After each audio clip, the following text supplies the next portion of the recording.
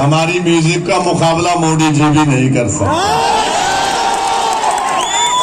बहरहाल अजीज दोस्तों, मैं जिक्र कर रहा था बिल्किस बानो का। आज गुजरात और देश की सरकार ने बिल्किस बानो से नाइंसाफी की और उसको छोड़ दिया।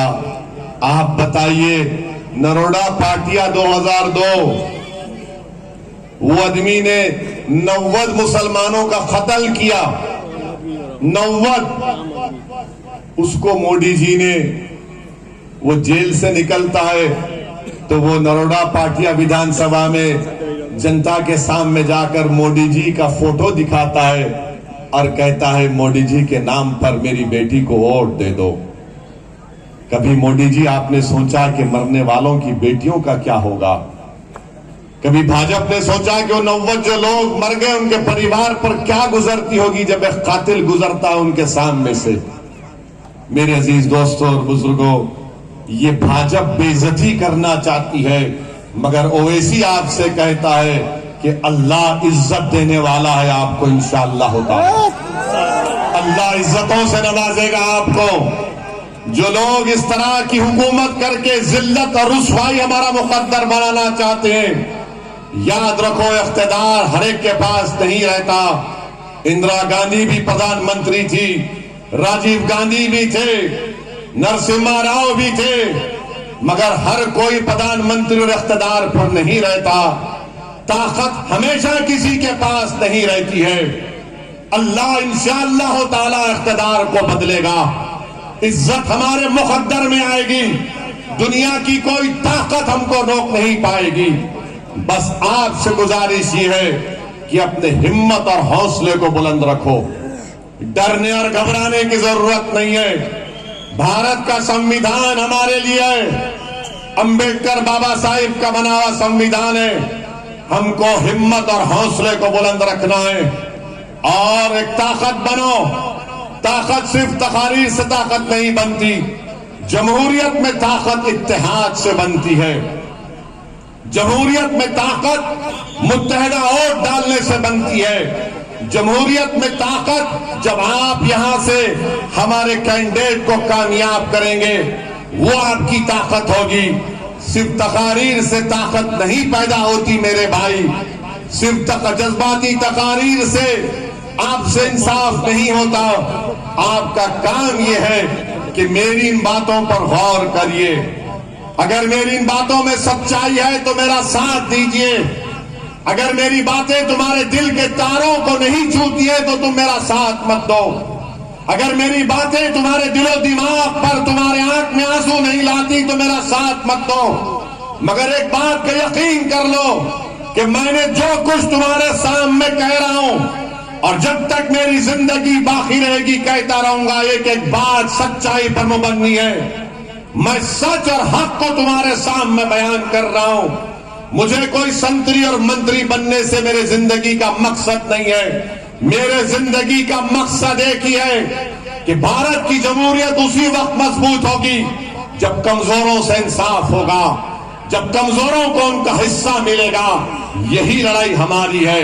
मेरी आपसे गुजारिश है कि आप हमारी जिद्दोजहद में हमारा साथ दीजिए, हमारी तारीफ करिए, हमारे लिए दुआ करिए। अगर वोट नहीं दे सकते तो मत दो, मगर क्या तुम हमारे लिए दुआ भी नहीं कर सकोगे? तो आप दुआ भी करिए, मेहनत भी करिए और अपने हौसलों को बुलंद रखिए। जमहूरियत में मुकाबला करना है, जिंदगी का सबूत देना है तो वोट दो। और याद रखो, ये जिंदगी है, ये दुनिया है। खामोश बैठोगे तो दुनिया हमेशा के लिए खामोश कर देगी। जिंदगी का सबूत देना है तो शोर मचाओ, धूम मचाओ, आवाजों को बुलंद करो, अपने हक के लिए लड़ो, जमहूरी तरीके से लड़ो और अमन को मजबूत रखो। यही चंद गुजारिशात मैं आप तक कहने के लिए आया हूं। अगर मेरी बात से किसी को तकलीफ पहुंचती है तो मैं आपसे अर्ज करना चाहूंगा कि मैं सच्चाई को बयान कर रहा हूं। मेरा मकसद किसी को तकलीफ पहुंचाना नहीं है, मगर जब कभी भी किसी जगह पर मैं नाइंसाफी को देखता हूं तो मुझे बोलना पड़ता है। आज टीवी चैनल पर आप देख रहे होंगे कि पिछले 3-4 दिन से वो एक पागल है आफ्ताब, वो जानवर है जिसने एक बच्ची को जिसके साथ वो रहता था उसका कत्ल किया, क्या क्या गंदगी की उसने, वो जानवर है। मगर टीवी चैनल और भाजपा वाले बोले लव जिहाद। अरे ये लव जिहाद कहां से आया बाबा? इस्लाम में हमको ये तालीम दी गई कि अगर कोई गैर महरम औरत है तो उसको हाथ लगाना छोड़ो, देख भी नहीं सकते, तुम 3 मर्तबा से ज्यादा देख ही नहीं सकते। औरत को हाथ उस वक्त लगाते हैं जब निकाह हो जाता है, यही है ना? यही है ना? बेशक कोई और करता है तो हमको उससे मतलब नहीं है, मगर तुम जब जिहाद का जिक्र करते, तुम एक समुदाय को और दीन को बदनाम करना चाहते, तो हमको कहना पड़ता है कि आजमगढ़ में एक प्रिंस यादव नाम का आदमी था जिसने अपनी गर्लफ्रेंड को, ये सुनो, गर्लफ्रेंड बोलते ही तुम्हारे इसकी शादी कराओ जो बोला ये जवान हो गया, जो भी बोला इसकी शादी कराओ। कहां यहाँ के बड़े लोग? ढूंढो एक अच्छी बच्ची जो इससे ज्यादा ताकतवर रहना, इसको कंट्रोल करना। और हम भड़काऊ भाषण क्यों देते? घर में नहीं बोल सकते, इसलिए बाहर आके बोलते। तो जिसके घर में है उन्हें परेशान है, जिसके घर में नहीं है उन्हें लंबी लंबी छोड़ता। अब आप क्या समझे नहीं मालूम, समझ गए ना? बस मोदी नहीं, अब सुनो, अभी सुनो, हम कल बोले थे गोधरा गए थे अभी। हाँ, एक राहुल है गुरुग्राम में, आसाम के मुख्यमंत्री आके लंबा लंबा छोड़ के गए। ये लव जिहाद है, साजिश है। अबे काहे का लव जिहाद इसमें? उसने गलती की, हम मजम्मत कंडेम कर दिए। राहुल है गुरुग्राम का, इसने अपनी वाइफ का कत्ल किया, सूटकेस में बॉडी डाली और इसलिए मारा उसने क्योंकि वो मोबाइल और टीवी का डिमांड करती थी। फरीदाबाद में एक मनोज ने बीवी के, एक औरत के नाजुक जगह पर ऐसा कुछ गलत काम कर दिया। फिर एक प्रिंस यादव आजमगढ़ के अपनी गर्लफ्रेंड की सर काट दिया, जिस्म के 6 टुकड़े किए और बौली में उसकी लाश टुकड़े फेंक दिए। फिर मथुरा में एक पिता ने अपनी बेटी को गोली मारकर हत्या कर दी। फिर बाप ने और मां ने उस बच्ची को, अपनी बेटी के लाश को बैग में डाला। पिता का नाम नितेश, मां का नाम ब्रजभाला। ये कौन सा लव जिहाद है? अच्छा, फिर ये सुन लो आप, एक यूपी में सर्वेश कुमार है जिसने 17 साल की बेटी को पुलिस स्टेशन गया, अपनी बेटी का सर काट के लेकर गया। बोलो भाजपा वाले। और फिर एक और साहब है मुन्ना शर्मा बिहार के, अपनी बीवी का मर्डर कर दिए। क्यों मर्डर किए? क्योंकि बीवी ने उनके पैरों की मसाज नहीं की। यानी खाली एक गंदा वाकया है आफ्ताब का, हम उससे, हमारा कोई ताल्लुक नहीं है। वो महिलाओं पर जुल्म है, ये पूरे महिलाओं पर जुल्म है।